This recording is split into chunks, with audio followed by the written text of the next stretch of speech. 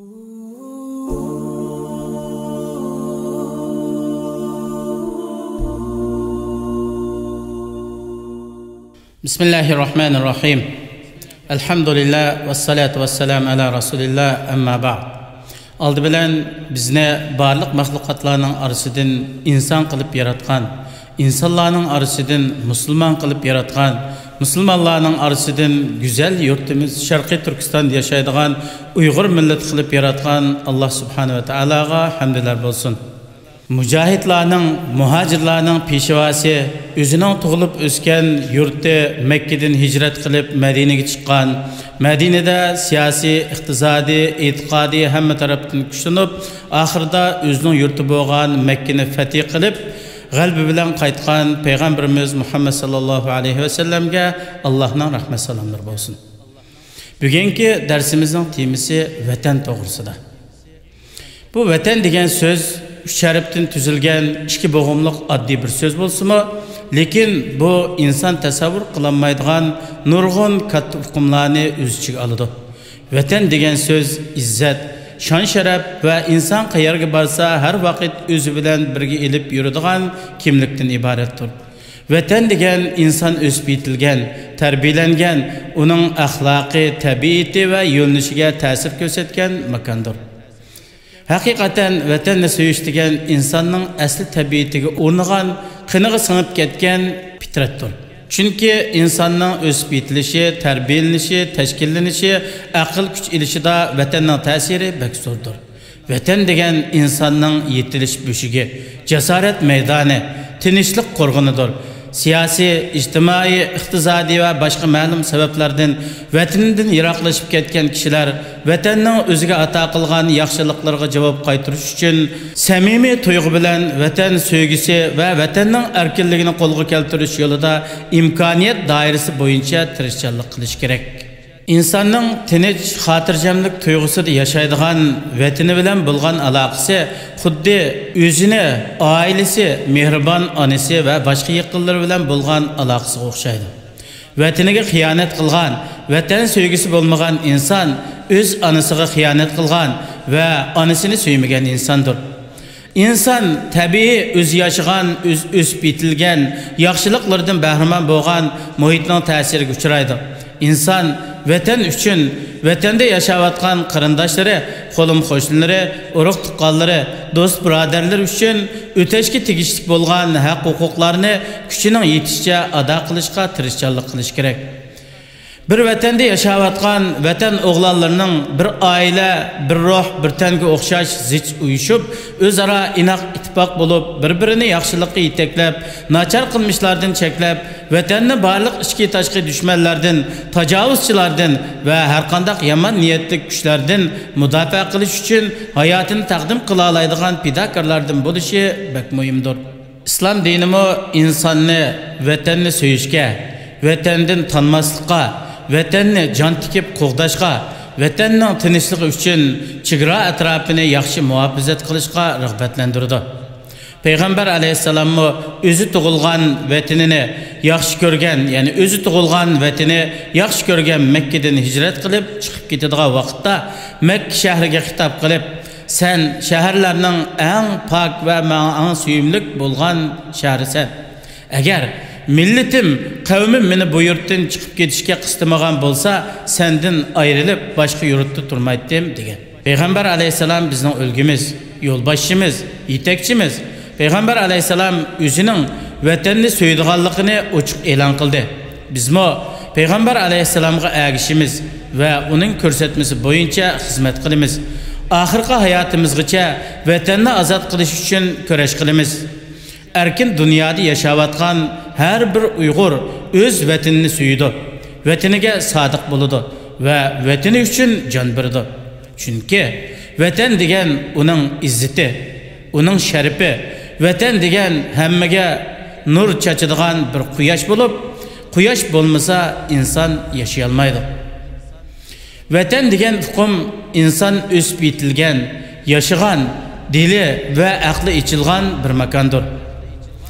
Vatan bilan inson bir-biriga birikib ketgan ruh bilan badanga, hayotning seri bo'lgan havo bilan suvga o'xshaydi. Buningga ko'ra insonning o'zi yaxshi ko'radigan vatanidan ayrilib, xotirjam yashashi mumkin bo'lmaydi.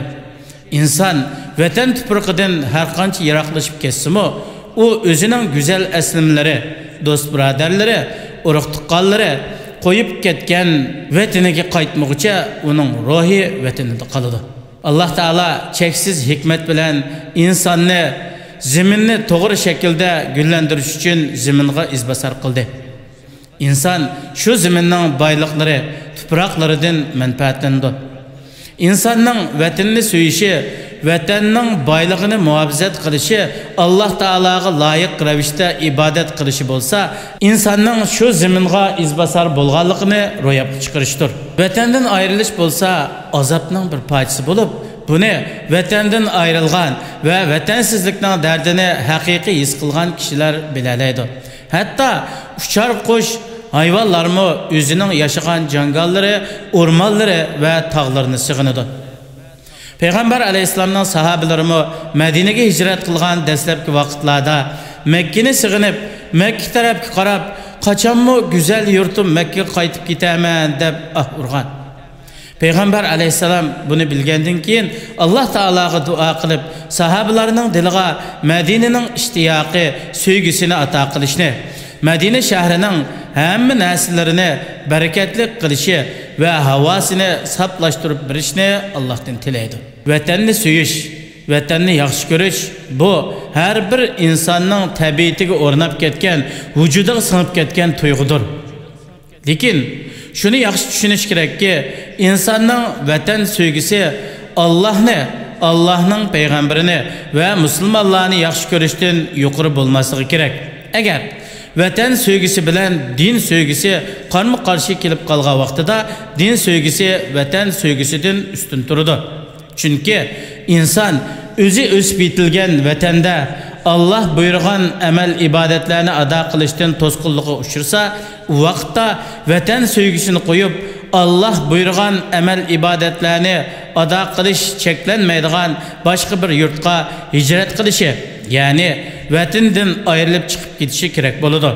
Uning aksicha vatanni deb Allahqa va Allahning payg'ambariga osiylik qiladigan, qarshi chiqadigan, dindan yuz o'raydigan u insonning oqibati buni oyatda bayon qilinganlarning jumlasidan bo'lib qolgusi.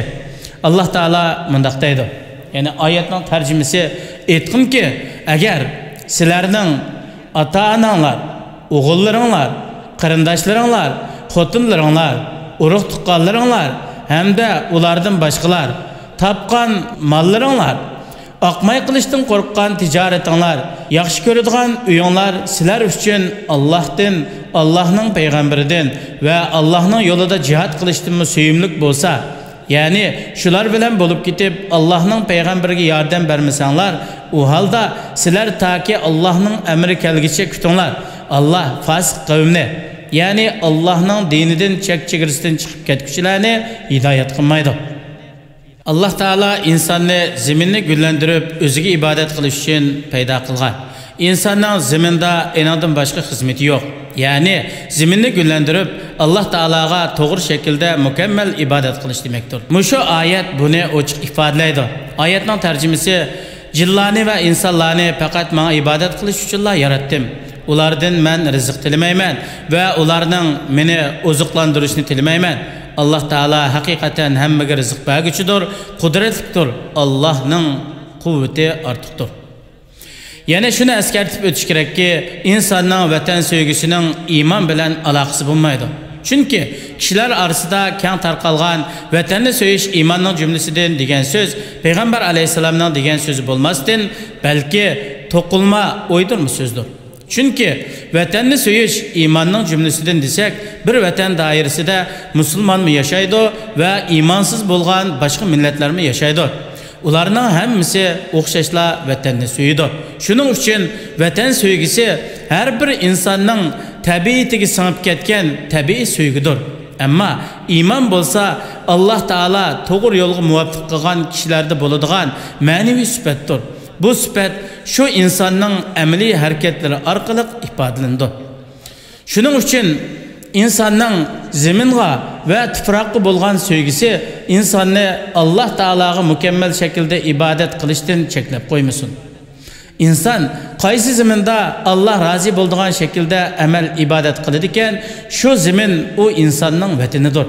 Ya'ni buningdan inson o'zining asli vatanidan voz kechsin deganlik emas, balki shu zaminda kuch to'plab Allah'a bo'lgan imani, ishonchisi ve tayinishni kuchaytib, imkoniyat bo'lganda g'albi nusrat bilan dinni mukammal holatda o'z vatanini moddiy, ma'naviy qulluqdan, tajovuzchilarning razil changalidan qutqizish, tanglik, barobarlik, adolatni barpo qilish uchun askari, siyosiy, iqtisodiy, fikriy taraflardan tang harakat qilish kerak.